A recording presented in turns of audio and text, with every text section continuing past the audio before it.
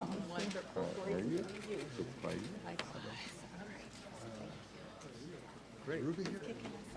Ruby here? Ruby's right there. There she is. Hey, Ruby. Good to see you. Yeah, thank you. I guess I'm supposed to start off, right?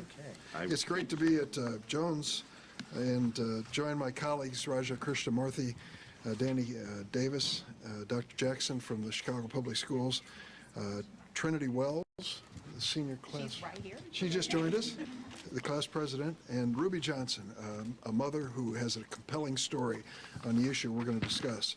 Let's start with some good news. The good news is cigarette smoking among children has dropped from 28% in the year 2000 to less than 8% in 2018. Dramatic change. Now for some bad news. E-cigarette use, vaping among kids has been increasing at alarming epidemic rates. Today, e-cigarettes like Juul are the most commonly used tobacco products among middle and high school students. In 2011, 1.5% of high school students were vaping. Today, the official figure is nearly 30%. I don't believe it. I think it's higher. Principals, teachers, and students will tell you that the reality of vaping is in virtually every high school in America, and middle schools, and some grade schools. Do you know how many adults use these e-cigarettes, which were advertised as a way for adults to get away from tobacco? Less than 4%. These products, which have never been proven safe or effective, and were supposed to be effective at helping adults quit smoking, are hooking an entire new generation of children onto a terribly addictive drug called nicotine. It's long past time that we did something about it. Next week, Congressman Krishnamurthy, Congressman Davis, and I will be introducing a new bill to help schools combat the youth vaping epidemic. The PREVENT Act will create new federal grant programs to provide states and schools with the funding they need to prevent and reduce e-cigarette use among kids. Money can be used for education campaigns, hiring and training personnel, or providing students with needed cessation support. And I might add that 2 days ago I was on the telephone with the new commissioner for the Food and Drug Administration, Steve Hahn, and I told him we have to start developing therapies and approaches for students to end their addiction to nicotine. It is not easy. It's going to take a concerted effort, and we need the best medical minds helping us. I've met with so many teachers and principals who tell me how many resources, how much time and energy they are now devoting to divert this vaping crisis. They shouldn't have to shoulder this burden on their own, which is why our bill is funded by creating a new fee on the e-cigarette companies who created this crisis in the first place. Make no mistake, e-cigarette companies like Juul target children, while the Food and Drug Administration has done much less than it should have done, although it did characterize this situation as an epidemic. These companies like Juul have targeted our children with dessert and fruit flavors, mango, cool cucumber, mini-sation, cotton candy, gummy bear, the list goes on and on. Devices that look like flash drives are easily hidden by these same students. They target our kids by paying popular young social media influencers to use these dangerous and addictive products. As chairman of the House Subcommittee on Economic Consumer Policy, Congressman Raja Krishnamurthy has helped shed light on all the ways that Juul worked to hook our kids on nicotine. I can't get the Senate under its current leadership to consider a hearing on this subject. Thank goodness Congressman Krishnamurthy has done that on the House side. These companies need to be held accountable. I'm going to turn this over to Congressman Krishnamurthy. Before I do, I want to especially thank Ruby Johnson, who is here. She has been with me in Washington on this issue, and her story about her discovery of her daughter's illness related to vaping was a compelling, touching story of a mother who learned almost too late what was going on with her daughter as she took her off to college. Ruby, you've been a strong advocate on this issue, and you've come to D.C. many times to take on a Herculean task of educating members of Congress. And so I want to thank you for that. Thank you, Ruby, and everyone here. Let me turn it over to Congressman Krishnamurthy. Thank you, Senator. I also want to thank Congressman Davis for being here. This is his district. He told us some very interesting stories about how this high school has been a fabulous high school for many decades. Thank you to Janice Jackson from CPS. Thank you to Ruby Johnson, as well as Trinity Wells. And thank you, Senator Durbin, for your incredible leadership on the issue of decreasing tobacco use over the decades. And I'm just honored to be here. You know, the meteoric rise in youth vaping has become a national public health crisis. In 2017, 12% of high schoolers were vaping, and roughly 3% of middle schoolers. Now, only 2 years later, almost 28% of high schoolers are vaping, and believe it or not, almost 11% of middle schoolers. Think about that. These are kids 11 to 13 years old vaping. They're already at risk for a life-addicting nicotine addiction. As a father to both a middle school student and a high school student, I'm appalled by this alarming trend. I've mentioned this before, but our high school student, who's 14, was approached more than 20 times in the first month of high school to begin vaping. Recently, I met with advocates from the Truth Initiative in my DC office, and one of their youth advocates told me it's more likely for her to be asked for a Juul than for a pencil.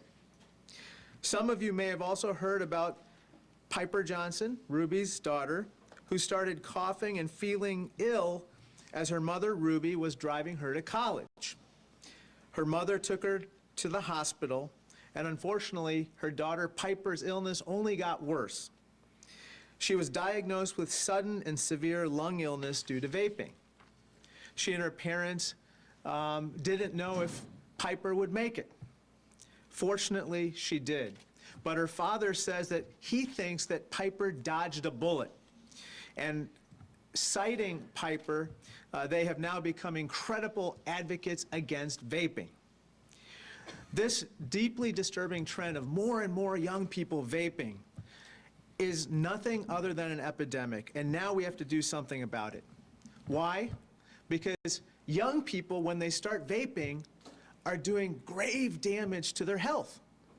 Their brains are still developing, so exposure to nicotine stunts their brain development.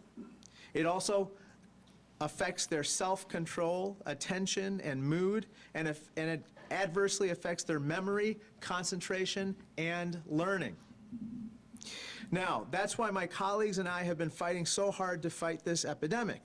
Recently, I chaired a hearing of the House Oversight Subcommittee on Economic and Consumer Policy to hear testimony from the FDA director for the Center for Tobacco Products, and recently we launched an investigation of Juul.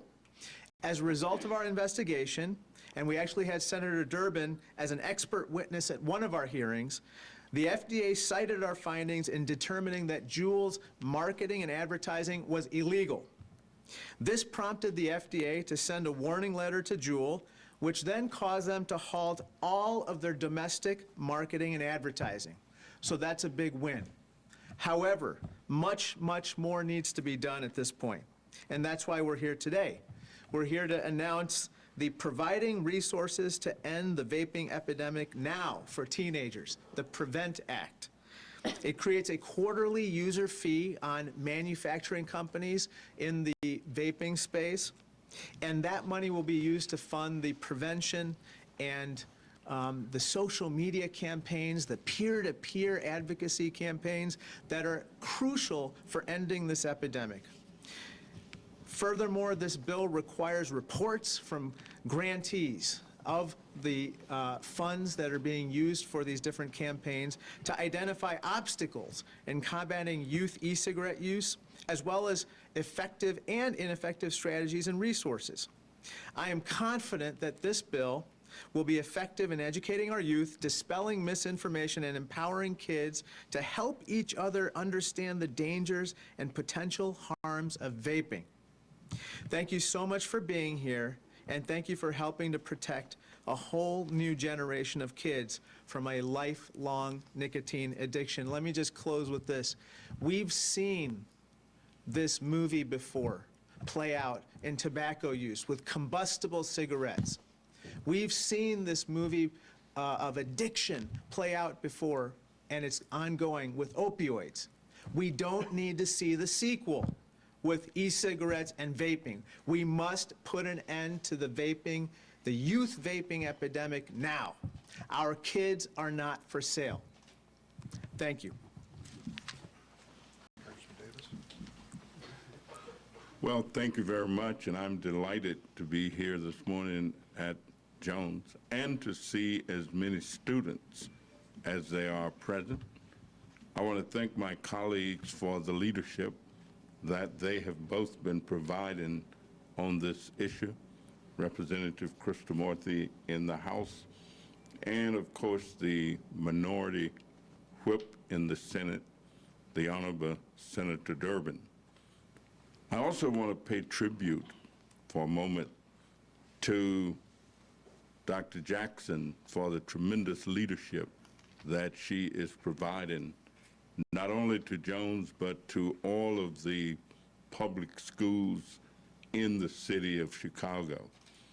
I want to pay tribute to a chief advocate who is helping others to understand, and to see the leadership, the student council president, engaged and involved in a meaningful way. I grew up in an era where we were taught that an ounce of prevention is worth much more than a pound of cure. That is, if you could prevent something from happening, then you don't have to spend as much time, energy, or effort trying to correct it. I never shall forget, and it's been a few days, when I was a college student. And the most popular person on campus was the cigarette man. They used to have little sample packages of cigarettes that they passed out. And many of us started to smoke cigarettes because it was the popular thing to do. And it really took my father to convince me to stop smoking. He said, you know, there's information that says only a fool would do something that's harmful. And I think smoking cigarettes is harmful. Well, I think what we're really trying to convey, not only in terms of the prevention, but to also say to our young people, we know that sometimes it sounds faddish, sometimes it looks good, sometimes it appears to be the thing to do. But actions have consequences. And I've seen people die, quite frankly, of lung cancer. I've seen people go through many different changes. So my message this morning is simple. We're going to try to do everything that we can do to make it more difficult for these products to be available. But it's really left up to each one of the young people to know the dangers of vaping, to know that life can be as productive, you can have as much fun as you can have, but you can also live much longer if you do the thing that's helpful, beneficial. Thanks again to all of you for being here, and it's a pleasure. Thanks, Dan. Thank you, Jackson. Thank you. Thank you, Congressman Davis, for your remarks. He actually stole a little bit of my thunder, so I'll try to regroup. But seriously, a lot has already been said. You've heard the statistics. You've also heard the good news that as a country and society, we have been able to reduce the amount of students using tobacco. But yet, here we are today facing a new epidemic and a new threat to our students. I want to thank Senator Durbin for including me. As I said to him coming up on the elevator, it's really important for me to see this through. Oftentimes, in my role as CEO of Chicago Public Schools, there's no shortage of issues that need to be addressed, and corrected in this role, but it gives me great hope, and I feel more empowered when I know that there's support both at the federal level as well as at the state level in order to address this. I'm sure many of you heard that yesterday our Attorney General Kwame Raoul is suing Juul, one of the biggest manufacturers. We think that this is a step in the right direction, but we also know that prevention is extremely important and that schools play a critical role in doing just that. In CPS, we've already done a few things to get this started, and I'd like to share that here and hopefully elevate some of these resources. Our CPS health education curriculum has been updated to provide more information around the dangers of vaping, to ensure that our students are not led astray by some of the slick advertising that was talked about in Senator Durbin's remarks. I also want to thank the leadership of Congressman Krishnamurthy as well as Congressman Davis for uplifting this and making sure that this becomes a real issue. If this legislation is approved, this will mean additional resources that we can use in the school system in order to prevent this from becoming a threat for so many of our students. I want to thank Ms. Johnson, who's going to speak to us later today and really share her story, really for lending a voice and a face to this epidemic. As a parent, I know how difficult it is in ensuring that your children are safe, and she could have easily made sure her child was okay and went on about her business, but instead is using her voice in this platform to warn other students and parents about the dangers of vaping. I also think it's critically important that we hear from peers. We know that support and voices from the youth can really lead us in the right direction. And at this time, I'd like to call Trinity Wells to the podium to talk a little bit about this from the student's perspective. Thank you.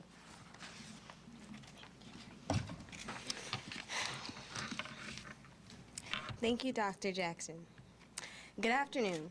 I would like to first thank Dr. Powers, Dr. Fay, Dr. Plunkett, and Mr. Mitchell for granting me with such an amazing opportunity to speak on this important topic.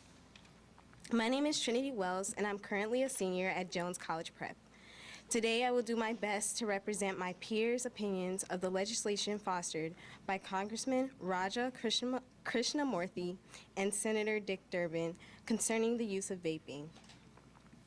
As many may be aware, vaping has become a prevalent issue within one of our communities. Specifically, there has been a concern with the issue of vaping among younger age groups.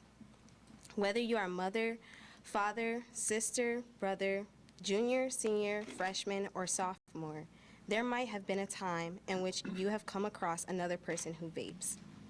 If you have not, perhaps you will in the future. The usage of e-cigarettes among teens is becoming more widespread. I believe that the most important aspect of this concern that must be addressed is the education that many will need about the effects and ingredients included in e-cigarettes. Thus, I believe that I can speak on behalf of most, if not all of my peers, when I say that we would support the legislation that both Senator Durbin and Congressman Krishnamurthy are advocating for. Due to this legislation, education about e-cigarettes and vaping will allow people to become more informed about the general use. Though individuals may continue vaping, they will do so after knowing and understanding the risks. In the future, I'm sure that my peers and I would hope that this legislation leads to healthier living and better informed decisions. With that, I'd like to thank both Senator Durbin and Congressman Krishnamurthy for their advocating for this legislation and thinking about the health of younger generations, as well as anyone else who is here today to talk about the issue of vaping. Thank you. Thank you. I said a few words about her already, but Ruby Johnson has the best, most compelling story I've heard from a parent. Ruby, it's yours. Thank you so much. My name is Ruby Johnson, and I'm an Illinois mom of 7 kids, ranging from an 18-year-old, almost 19-year-old college freshman, all the way down to a 5-year-old kindergartner. My husband and I are currently parents of 4 teenagers. 4 months ago, I loaded up our oldest daughter and everything to furnish her dorm room to make the drive to Colorado to begin her freshman year of college. As we set out, she was coughing and complaining of pain in her chest when she took a deep breath. Within a few hours, she began to shiver like she was running a fever. She also admitted to me that she had been vaping. What was supposed to be one of the most joyful times of her young life and an exciting rite of passage for us as a family turned into a terrifying near-death experience that involved a week-long hospital stay. Our daughter went from a healthy 18-year-old to a patient lying in a hospital bed who needed staggering amounts of oxygen and medications to treat her declining health. When we arrived in her college town, we went directly to the hospital.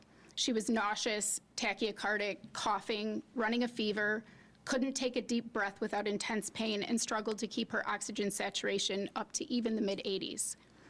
A CT scan showed what the doctors initially called a diffuse pneumonia all over her lungs. Though appropriate antibiotics were started immediately, her condition continued to worsen, and she was transferred to the ICU in case more extreme measures to help her became necessary. With every doctor came the same question: are you a smoker? Finally, they asked, how about e-cigarettes? Her answer to that question was yes, though it wasn't until we got to the third doctor to see her that it actually seemed to be taken seriously. I'll never forget watching her cry that she literally couldn't breathe without excruciating pain as she was pumped full of dozens of medications. She couldn't even get up to walk to the bathroom without her alarm screaming because her oxygen was dipping so low. Her belly was dark purple from the nightly injections they gave her to prevent blood clots as she lay in a hospital bed. It took us days to get an accurate diagnosis. Hearing her pulmonologist say that he feared if we'd waited another 24 hours to seek medical attention, she'd have most likely been unresponsive or on a ventilator was very sobering. Our daughter ended up being one of the lucky ones in this case because she got to leave the hospital, but it could have so easily been a different tragic outcome. I think we can all agree that it's difficult to be a parent in today's world. We know that the adolescent years are a time of increased risk-taking, and we try our best to teach our kids and hold them accountable for poor choices. But as adolescence is also a developmental period of increased vulnerability to substances such as nicotine, it's terrifying that there's an industry full of largely unregulated products that are not only accessible to youth, but are so desirable, due in part to the unbelievable array of flavors. Some of the products favored most by youth are designed to be hidden from parents and teachers, and they accomplish that well. With smells and vapor that disappear as quickly as they appear, and devices that look like flash drives, pens, and Apple Watches, it would seem that we were fighting a losing battle. But our kids' health and safety isn't a fight we can afford to walk away from. After our daughter was released from the hospital, we decided to share our story for a few reasons. The biggest driving factor was that our daughter wanted to warn her peers and friends so no one would have to go through the same nightmare or worse. I always take it with a grain of salt when my teenagers tell me everyone is doing it. But in this case, it's closer to the truth than I could have ever imagined. The newest National Youth Tobacco Survey numbers just came out and show that in 2019, over 10% of middle schoolers and nearly 28% of high schoolers are using e-cigarettes. These numbers are alarming to me, and they should be alarming to everyone. Youth smoking rates were at an all-time low, and then e-cigarettes took the stage, and now over a quarter of high school students are vaping. As parents, we felt blindsided by this whole situation because our kids were exposed to and often vaping before a lot of us parents even knew what these devices were. I remember finding a small zippered pouch in my daughter's room, like a cosmetic pouch, and literally having no idea what I was looking at. It looked like a flash drive, but then I saw the little pods. I had to Google it to even figure out what it was. It was a Juul and the refills. When I confronted her, she used the teenager's first line of defense. "It's not mine, I'm holding it for a friend." And we believed her. Until we found more later on down the road, and we did all the right things, we thought. Talked to her about how we wouldn't tolerate that in our house. We threw everything away, grounded her, and made her bedroom door stay open. We thought we'd handled it, but we couldn't have been more wrong because of the highly addictive and sneaky nature of so many of these products. After she got sick, our daughter told us she'd been doing it on and off for 18 months or so, stopping only when she got caught. And when she was at her heaviest usage, she was going through 2, 3, and even 4 pods a week. For reference, one Juul brand pod has the equivalent of a pack of cigarettes. However, there are so many other brands that sell Juul compatible pods that have even more nicotine. All this information was mind-blowing to me, and as soon as we shared our story, I started getting hundreds of messages from other parents who were also battling the same thing in their home, and were also blindsided and were desperate for help for their kids too. Parents who told me that their kids refuse to use the bathroom in their high school because it's filled with other students vaping. Parents whose kids were addicted to nicotine and their grades and relationships were suffering because of it. Parents who have children hospitalized with lung illness, and even some whose kids were having unexplained symptoms, and the light bulb finally went off when they heard our story and they realized it was due to vaping. All this to say, this is a problem that so many of us families have dealt with or are dealing with. These products flooded the market without anyone knowing how they would cause damage, and now we're trying to clean up a mess. With a cocktail of known toxins and flavors and devices that are easily tampered with and adulterated, we have a generation of teens addicted to nicotine and people continuing to get sick. What happened to my daughter was indicative of this lung illness outbreak, but it really points to the bigger crisis. Our kids are being hooked by flavors, and we have a whole new generation addicted to nicotine. With youth tobacco rates at an all-time low, kids who would have never picked up a combustible cigarette instead started using flavored e-cigarettes. There's a history of deceptive practices surrounding these companies and the industry as a whole.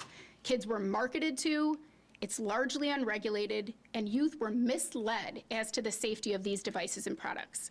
They're sucking mass amounts of nicotine deep into their lungs, often moving on to THC and passing their devices back and forth. What's in these products isn't fully known, and that's not applicable only to the counterfeit products, because the FDA has not yet done its job in regulating these products. This was a terrifying experience for our family and something that probably would have been easier to keep private. But we share our story with the hope that no other family will have to live this same nightmare. We have a huge epidemic on our hands, and our kids are counting on us to fight together for their health and safety. Thank you. Any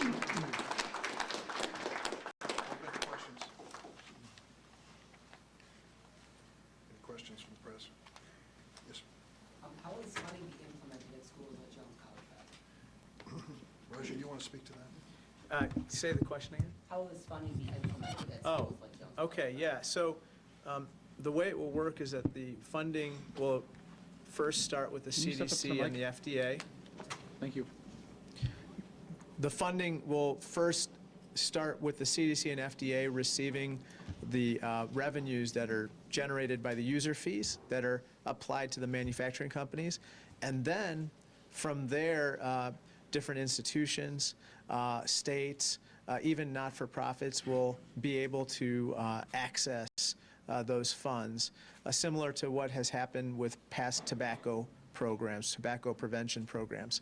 And so it'll filter its way down, and we expect that, most states and localities would be able to access the funds. And how much is the fee? It'd be $200 million assessed on the industry each year. And it would be apportioned based on the percentage of e-cigarettes that are manufactured by a certain company. So for instance, Juul manufactures about 70% of all e-cigarettes in the country, an astounding figure. So they would be responsible for paying 70% of $200 million, so $140 million per year to the federal government for these particular programs. What do you say to people who would say that's just a drop in the bucket, given the relative profit involved in selling the vaping tools? They're right. When you consider Altria, the tobacco company, bought, 40% of Juul? So tobacco and vaping, e-cigarettes, they're all in this together. And the opportunity for profits is dramatic. If you can hook a kid on a nicotine addiction, they've learned with tobacco cigarettes that you may have a customer for life, even if that life is shortened by the experience. So yes, at $200 million, in my mind, is symbolic of what we really need, but it's a starting point. Would anyone behind the dais be in support of a point-of-sale warning, very similar to what we have with cigarettes? I'd go further than that, and I speak only for myself here. Once they have proven that the e-cigarettes can, in fact, be used by adults to wean themselves from tobacco cigarettes, once they have proven that, I think there should be a prescription written. I don't believe they should be for sale across the counter.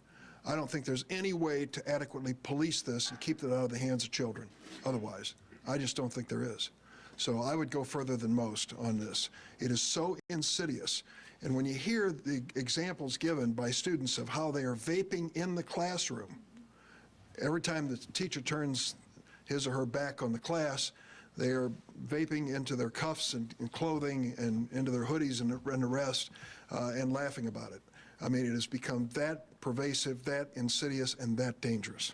Aren't you afraid of creating a black market? There may be a black market, and usually it does emerge in these circumstances. But shame on us if we don't do everything in our power to protect our children, if we don't come up with the best resources to educate them and the best laws to police and regulate this product. If there's a black market after that, so be it, we'll go after it. But let us do our duty right now to what is considered a legitimate market in America. Do you anticipate bipartisan support for this legislation? Yeah, I actually do, because Senator Durbin and I and Peter King, a congressman from Long Island, a Republican, we started something called the Congressional Caucus to End Youth Vaping. And literally within a matter of days, we ended up having 60 people sign up from both sides of the aisle. In fact, on my subcommittee that I chair, my ranking member is a member of that caucus. So I think that this does cut across partisan lines, geographic lines, ethnic, racial lines, and socioeconomic lines. And because of that, it's emerging as a top issue for practically everybody at this point. Off topic? Anything else on topic? Impeachment is on the move. Didn't think you'd ever get to that. Any danger that this is going to backfire on Democrats come election day? It's not a question of backfiring. Backfiring suggests a political calculation. This is about our Constitution. And this is one of the most serious things that can happen under our Constitution, to call into question the continued leadership and tenure of a sitting president. I think the issues have reached a level of gravity and seriousness that they have to be addressed first by the House, and then, of course, by the Senate if the articles are sent to us. And I think it's up to us in the Senate. Alexander Hamilton, well known, once said, "We're sending this to the Senate because they are independent and dignified." We better prove that Hamilton was right. And we better show in our deliberations, if it reaches that point, that we are going to do them with decorum and mutual respect for our colleagues as well as our Constitution. Do you buy the conventional wisdom that it can't go to conviction in the Senate because there are too many Republicans? I can count, and it takes 67 votes in the Senate to impeach. There are 47 Democrats. Should all of them vote in favor of it, it still takes 20 Republicans. That's a big reach. Senator McConnell has already said that he's coordinating with the White House on the impeachment defense. Do you think that this trial is going to be fixed if it gets to the Senate? No, I wouldn't use the word fixed at all. I've been through this before. 15 of us were around for the Clinton impeachment. When the Chief Justice of the Supreme Court presides over the United States Senate chamber, the mood changes instantly. We realize that something's going on here that's not in the ordinary course of business. And I have to tell you, my experience was we became much more bipartisan when we were faced with this 20 years ago. And I hope the same thing is true today. No, nothing is fixed, nor should it be. Senator, can you talk about your role? I mean, before with Clinton, you weren't minority. You weren't the whip. So what's going to be different for you? I'm one of 8. I'm one of 100 jurors. That's my role. I don't have any special authority or responsibility beyond that, but I take it very seriously. Raj, how are you going to vote and why? Your turn. Well, today, the Judiciary Committee did vote out the articles of impeachment. The first article is for abuse of power, and the second is for obstruction of justice. Next week, we anticipate that there will be a full House vote, and I intend to vote in favor. I think that there's serious and overwhelming evidence of wrongdoing by this president in pressuring the Ukrainian government to investigate his domestic political rivals, in the process compromising our election security because he's getting a foreign power to interfere in our elections, and compromising our national security. And on top of all of that, he obstructed Congress in its inquiry into whether wrongdoing occurred. Despite his efforts to stonewall and obstruct this inquiry, 17 brave witnesses came forward, career public servants, putting their careers on the line to testify about the wrongdoing that they saw with their own eyes. And because of their testimony, because of other documents that were produced, I believe that we have no choice at this point other than to vindicate our Constitution, and in my case, to fulfill my oath to defend and protect the Constitution. Danny, how are you going to vote and why? Well, as one who expects to vote next week, and of course I will vote aye, more than 95% of all the people in my congressional district who've called and voiced their position and their opinion, and I always try to do what the people in the 7th district suggest. And so there's no doubt in my mind that overwhelmingly my people, the people that I represent, expect a yes vote, and they have every reason to do so. There's no way that we can maintain the sense of integrity of our government, of our Constitution, and what it means and what it has meant to let this president go by with gross violations, doing nothing about it, saying nothing about it. A woman has a poem, she says, somebody gotta do something. Somebody gotta say something. We have to do something, and we'll do that in the House next week. What do you think the ramifications could be for other Democrats, maybe not from so solidly in favor of impeachment? I think people are concerned about individuals all over the country understanding that our Constitution supersedes everything else in our country. It is the glue that has held America together. It is the document that has framed the idea that all people should be treated equal, and that there's no one above the law. And so we're hoping that citizens all over the country will take that position, that they will recognize that they are protecting the Constitution of the United States of America. So we're hopeful that all of our members who vote are going to be reelected. Can I say a word to that? In the year 1999, no, yes, that was it, 1999, when we considered the Clinton impeachment, there were 55 Republicans and 45 Democrats in the United States Senate. When the two articles were called, all of the Democrats voted against the articles of impeachment on President Clinton, and 10 Republicans joined them on the first article. And on the second article, 5 Republicans joined the Democrats. So it was nowhere near 67 votes as required in the Constitution. But the point I'm trying to make is it was a bipartisan response to the articles of impeachment sent by the House of Representatives. We can only hope the same thing occurs now. And shame on us or any politicians who try to suss out the political consequences and benefits of moving forward on impeachment. If we are truly committed to what we consider to be the rule of law and our Constitution, we have got to move forward on both sides of the aisle to do the right thing regardless of the political consequences. Congressman Christopher, can we ask you whether you would be interested in, or whether you've been given any indication that you might be, whether House members shepherding this in the Senate? Oh, I think that Speaker Pelosi's done an excellent job of arranging the proceedings up to this point. I think that she'll have a process for selecting impeachment managers, and she doesn't need advice from me in that regard. Would you be interested? Well, I'd be honored to be considered, but I think that she's going to select an excellent team who knows the facts and will be able to bring credit to the House in presenting the case in the Senate. Any other questions? Thanks. Senator, do you think it's going to get very ugly in the Senate? I mean, you're talking about a dignified, senators being dignified, but don't you think it's going to continue to be partisan? It does not have to be.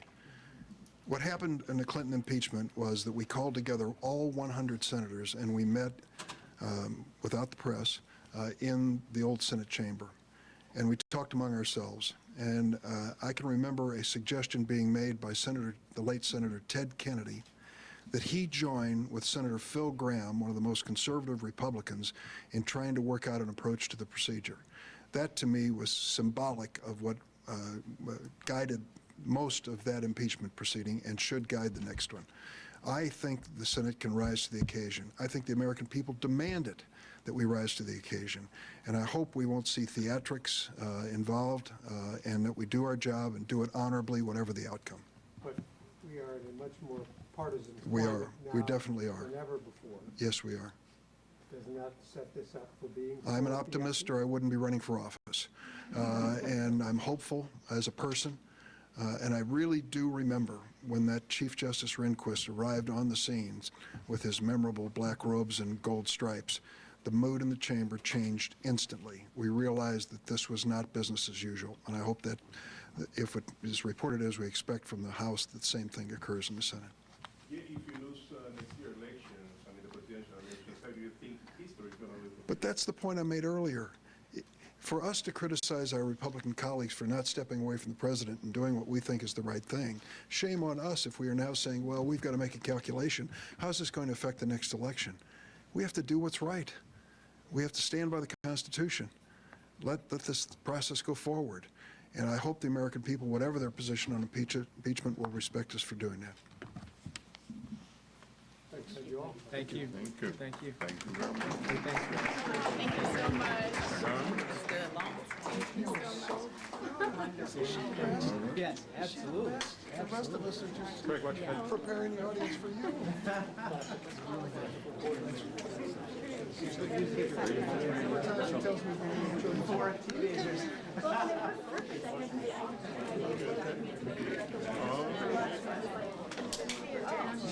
I'm not going to